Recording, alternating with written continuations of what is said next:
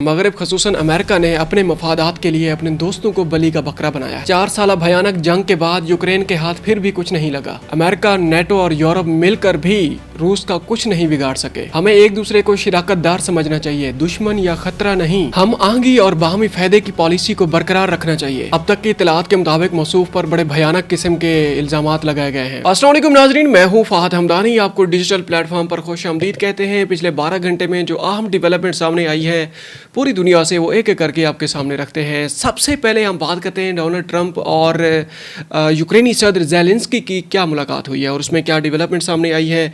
ये बहुत बड़ी जंग है और इसके पीछे बहुत सारे मुहर्रिकात हैं। अब ये है कि अब ये जंग ख़त्म होती नज़र आ रही है, लेकिन यूक्रेन आज भी नुकसान पे है। वो कैसे नुकसान में है, किस तरीके से यूक्रेन को एक बार तो फिर चूना लगाने के चक्रों में है सारी दुनिया, ख़ासकर जो मगरब है, अमेरिका और यूरोप, आज किस तरीके से उसको इस्तेमाल किया गया है, इस्तेमाल करके फिर उसको जनाब फेंक दिया गया है। ये खबर आपके सामने रखते हैं जनाब। उसके बाद हम इंडिया और चाइना की बात करेंगे और कुछ पाकिस्तान से खबरें, अहम डेवलपमेंट्स आई हैं, वो आपके सामने रखेंगे। अब सबसे पहले हम जनाब डोनाल्ड ट्रंप और ज़ेलेंस्की की जो मुलाकात हुई है, बड़ी एक ग्लोबल पॉलिटिक्स में लेटेस्ट जो डेवलपमेंट है वो यही है आजकल। जनाब इसकी तफसीलात हम इसकी तरफ बढ़ते हैं। वाइट हाउस में अमरीकी सदर डोनाल्ड ट्रंप की यूक्रेनी सदर ज़ेलेंस्की से मुलाकात हुई है। इस मुलाकात में फ्रांसीसी सदर मैक्रोन, यूरोपीय यूनियन और नेटो के हुकाम ने भी शिरकत की है। गैर मुल्की मीडिया रिपोर्ट्स के मुताबिक मुलाकात में अमरीकी सदर डोनाल्ड ट्रंप ने यूक्रेनी सदर को एक नक्शा पेश किया जिसमें वो इलाके दिखाए गए जो इस वक्त यूक्रेन में रूस के कंट्रोल में है। ये उसकी जो प्रीलिमिनरी जो वो है डिटेल्स हैं आपके सामने हम रखने लगे हैं। 4 साल जंग के आगाज़ से अब तक रूसी फौजी फोर्सेस ने मुल्क के तकरीबन 20% हिस्से पर कब्जा कर लिया है।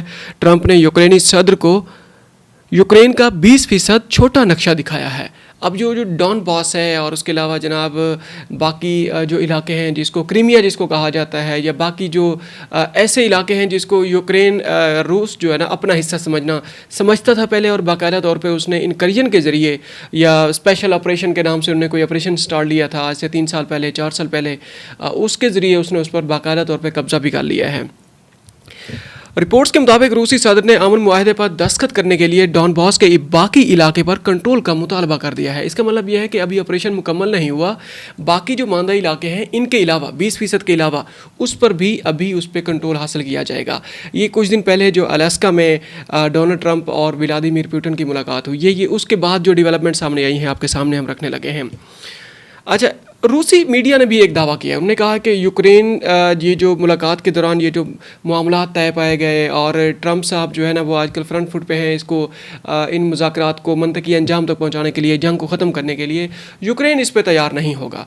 यूक्रेन कामयाब हो भी जाएगा तो अगर इस पे राज़ी हो भी जाएगा तो बाद में कुछ ना कुछ वो ऐसा करेगा कि ये जो ऑपरेशन है दोबारा स्टार्ट हो जाए, और ये है कि रूस दोबारा मजबूर हो जाए इस ऑपरेशन को कंटिन्यू करने में, दोबारा यूक्रेन के अंदर जाके या यूक्रेन के बाहर बैठ के उससे अपनी जनाब एयरफोर्स के थ्रू। अब ये क्या खबर है रूसी जो मीडिया की तरफ से सामने आई है। रूसी मीडिया ने अमरीकी अखबार के हवाले से दावा किया है कि कीव ऐसी कोई भी डील कबूल नहीं करेगा जिसमें यूक्रेनी इलाकों का कंट्रोल रूस के हवाले करने की बात की जाएगी, और इसका इसरार है कि मुकम्मल अमन मुआहदे से पहले जंग बंदी की जाए। अखबार के मुताबिक कीव ने यह भी शर्त रखी है कि रूस इस तनाज़े का हर्जाना अदा करे जो कि मुंजमद रूसी असासों के जरिए भी अदा किया जा सकता है। मगरब के अंदर तकरीबन 400-500 बिलियन डॉलर के बराबर रूस के असासे हैं जिनको ये बज़ाहिर ये कहा जा रहा था कि जनाब इनको मुंजमद करके, इनको सेल करके रूस को कंपनसेट किया जाएगा, इसको यूक्रेन को कंपनसेट किया जाएगा जो उसका रूस ने नुकसान किया है। इससे पहले एक और मगरबी अखबार के रिपोर्ट्स के हवाले से दावा किया गया था कि जंग के दौरान रूस में शामिल हुए मशरक़ी इलाकों से यूक्रेन ने दस्तबरदार होने पर गौर का इंदिया भी दे दिया है। अब क्योंकि जंग ख़त्म नहीं हो रही, इसमें कोई शक नहीं है कि रूस पीछे नहीं हटेगा। उसने भी ज़िद कर ली है। अब ये ट्रंप को भी इस बात की समझ आ गई है, अमेरिका को, कि इनके साथ कोई ले दे वाला मामला चलाना पड़ेगा, ये ऐसे पीछे नहीं हटेंगे। मगरबी मीडिया के मुताबिक यूक्रेन इस बात पर आमादा है कि वो नए इलाकों पर रूस का फिल वक्त कब्जा तस्लीम करने पर गौर करे, ताहम इस कब्जे को रूस का कानूनी हक तस्लीम करने को तैयार नहीं है। ऐसा नहीं हो सकता। इसका मतलब ये है कि वो जो हमने दरमियान में हमने आपसे आके ये कहा था कि ये जंग बिल्कुल ख़त्म नहीं होगी। यूक्रेन कहीं ना कहीं से रूस को छेड़ता रहेगा और रूस दोबारा इस पे चढ़ दौड़ेगा।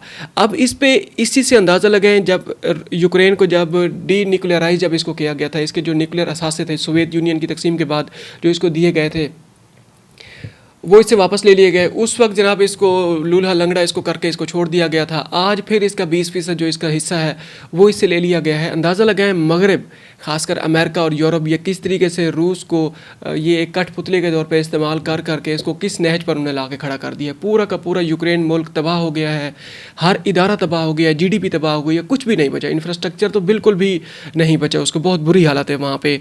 और इसके बावजूद जो एंड पे जो मुज़ाकरात हुए हैं वो भी यूक्रेन के हक़ में नहीं हुए। आगे देखेंगे कि इसके अंदर क्या डेवलपमेंट सामने आती हैं। इसमें डेवलपमेंट सामने आती रहेंगी और हम आपके साथ ये ख़बर भी आपके सामने बार बार शेयर करते रहेंगे। आगे बढ़ते हैं जनाब। चीन और भारत के दरमियान कुछ रवाबित हुए हैं और इसमें एक बड़ी अहम डेवलपमेंट सामने आई है। ख़ासकर डोनाल्ड ट्रंप ने जो वो लगाया है, टैरिफ लगाया है उसके ऊपर, इंडिया के ऊपर, और ये चीन की तरफ से इंडिया के साथ रवाबित बढ़ाने की कोशिश की गई है। क्योंकि चीन की एक पॉलिसी रही है, वो हमेशा अमन पसंदाना रहा है। उसने कहा कि खामोशी के ज़रिए और अमन के ज़रिए हम एक दूसरे के साथ कनेक्ट हो सकते हैं। उसने इवन के इंडिया के साथ उसके बड़े मसले मसाइल हैं, सरहदी मसले हैं, और ख़ासकर अरुणाचल प्रदेश का मसला है या तिब्बत का मसला है, पानी के मसले बहुत ज़्यादा चल रहे हैं, जिस तरह के पाकिस्तान के साथ जिस तरह उसके मसाइल हैं। लेकिन इसके बावजूद भी रूसी, चीनी और जो इंडियन वो हैं वज़ीर ख़ारजा हैं, वो आज मिल बैठने लगे हैं और ये बड़ी अहम तरीन डेवलपमेंट सामने आई है। इसमें हमारे लिए भी सबक है कि हमें किस तरीके से रास्ता निकालना चाहिए, बहुत बड़े तनाज़ात के अंदर भी किस तरह मिल बैठना चाहिए और अपने मफादात को, अपने मफादात को सामने रख के मामलात को आगे बढ़ाना चाहिए। गैर मुल्की खबर रसां एजेंसी के मुताबिक चीन के आला सिफारतकार पीर को भारत पहुँचे हैं। भारतीय दारुल हुकूमत नई दिल्ली में चीनी वज़ीर ख़ारजा वांग यी ने अपने भारतीय हम मनसब जयशंकर से मुलाकात की और तवक्को है कि वो अपने 3 रोज़ा दौरे के दौरान भारतीय वज़ीर आज़म नरेंद्र मोदी से भी मुलाकात करेंगे। चीनी वज़ीर ख़ारजा वांग यी ने भारतीय हम मनसब जयशंकर से गुफ्तगू करते हुए कहा कि चीन और भारत एक दूसरे को शराकतदार समझें, दुश्मन या ख़तरा नहीं। अब ये बहुत बड़ा बयान है, दुश्मन न समझे, ख़तरा न समझे, शराकतदार समझो। चीन और भारत को दुरुस्त स्ट्रेटेजिक मफाहिमत कायम करनी चाहिए। उन्होंने कहा है कि चीन हम आहंगी बाहमी फ़ायदे के असूल को बरकरार रखने के लिए तैयार है। अब शुरू में हमने आपसे ये कहा था कि चीन की हमेशा से ये पॉलिसी रही है। दूसरी जानिब भारतीय वज़ीर ख़ारजा जयशंकर ने कहा है कि दोनों हमसाया ममालिक अपने ताल्लुकात में एक मुश्किल दौर के बाद आगे बढ़ना चाहते हैं। हमें इख्तलाफात को तनाज़ात में और मुकाबले को तसादम में नहीं बदलना चाहिए। ऐसा ही है, इख्तलाफात होने चाहिए, आप दरवाजे बंद ना कर दें। आप ये नहीं है कि जनाब बिल्कुल हॉस्टिलिटी की तरफ आप चले जाएं। जिस तरीके से पाकिस्तान और इंडिया का जो एक दूसरे के बारे में जो स्टैंड है, अब इंडिया और चाइना का जो अब मसले मसाइल हैं वही मसले मसाइल जनाब चाइना और पाकिस्तान इसके हैं, इंडिया और पाकिस्तान के भी हैं। लेकिन दोनों की जो कनेक्टिविटी है, मिल बैठने की जो एक वो जो नेचर है वो टोटली अपोजिट है 5 ममालिक की।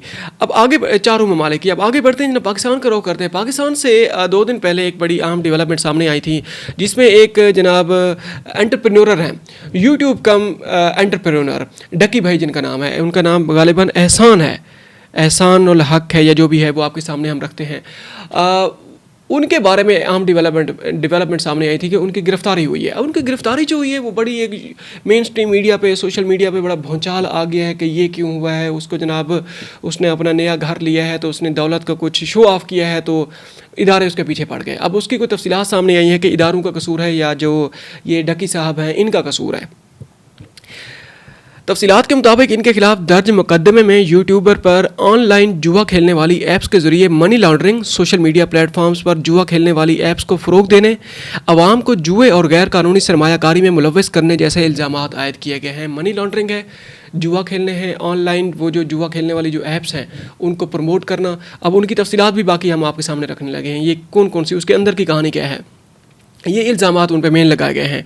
साइबर क्राइम एजेंसी ने मुलजिम से न सिर्फ mobile phone iPhone 16 Pro Max हासिल करने के बाद उसमें से न सिर्फ मशकूक व्हाट्सएप नंबर्स और डेटा हासिल किया, बल्कि गैर कानूनी अदायगियों समेत बाइनोमो प्रमोशन के सबूत भी बरामद किए हैं। बाइनोमो प्रमोशन, अब ये पता नहीं क्या होती है, इसको बाद में देखते हैं। जिसके बाद नेशनल साइबर क्राइम ने मुलजिम के असासों की छानबीन शुरू कर दी है और तमाम रिकॉर्ड तलब कर लिया है। डक्की भाई से सबूत हासिल करने के बाद इसे अदालत में पेश किया गया, जहां ड्यूटी मजिस्ट्रेट ने मुलजिम को 2 दिन के जिस्मानी रिमांड पर नेशनल साइबर क्राइम एजेंसी के हवाले कर दिया है। मामला उस वक्त इंतहाई नाजुक हो गया जब डक्की भाई से साइबर क्राइम एजेंसी के साथ FIA हुकाम ने तफ्तीश की तो ये संगीन इंकशाफात सामने आया कि वो पाकिस्तान में गैम्बलिंग ऐप का कंट्री हेड भी है। ये जो गैम्बलिंग हेड वो है ऐप है जिसमें जनाब ये ऑनलाइन फ्रॉड होते हैं या ऑनलाइन जो बिज़नेस चलते हैं, उस कंट्री हेड भी है जिसने तशहीर के लिए मज़कूरा ऐप से करोड़ों रुपए वसूल किया और जुए की 12 ऐप्स की तशहीर में मुलव्वस है। अब इसकी ये मज़ीद तफसीलात सामने आई हैं, अब खोल के ये चीज़ें सामने आ रही हैं। अब तक की जो डेवलपमेंट्स हैं वो हमने आपके सामने रखी हैं। FIA हुकाम के मुताबिक इससे कबल डक्की भाई को मुतअद्दिद बार तफ्तीश में शामिल होने के लिए बुलाया गया, लेकिन शामिल तफ्तीश न होने पर डक्की भाई का नाम PNIL लिस्ट में डाला गया है। एग्ज़िट कंट्रोल लिस्ट की तरह ये भी एक लिस्ट है। जिस तरह बाहर नहीं जा सकते पाकिस्तान के जो गवर्नमेंट ऑफिशियल्स हैं या सियासतदान हैं, उनको एग्ज़िट कंट्रोल लिस्ट में डाला जाता है। ये जो एंटी करप्शन जो वाच डॉग्स जो इदारे हैं हमारे, उनकी तरफ से ये सारी कार्रवाई होती है। मुलजिम ने यूट्यूब और समाजी राब्तों की वेबसाइट पर बैटिंग ऐप्स को भी फ़रोग़ दिया है। आप अंदाज़ा लगाएं ये जो डेवलपमेंट सामने आई हैं, अब इनको अगर सामने रखा जाए तो किसका कसूर है? अगर ये तफसीलात जो हम आपके सामने हमने कवर की है, इस खबर को जो कवर किया है, इसमें तो बड़े भयानक किस्म के इल्ज़ामात लगाए गए हैं। अब तक के लिए इतना ही, मिलते हैं एक और व्लॉग में। Thank you very much. अपना ख्याल रखिएगा और हमारे चैनल का भी ख्याल रखिएगा। अगर आपको हमारी वीडियो पसंद आए और ये है कि इसको अपने दोस्तों के साथ शेयर करें और हमारी वीडियो के नीचे अपने कमेंट करें, अपनी राय का इजहार करें। Thank you very much. अब तक के लिए इतना ही। अस्सलाम वालेकुम।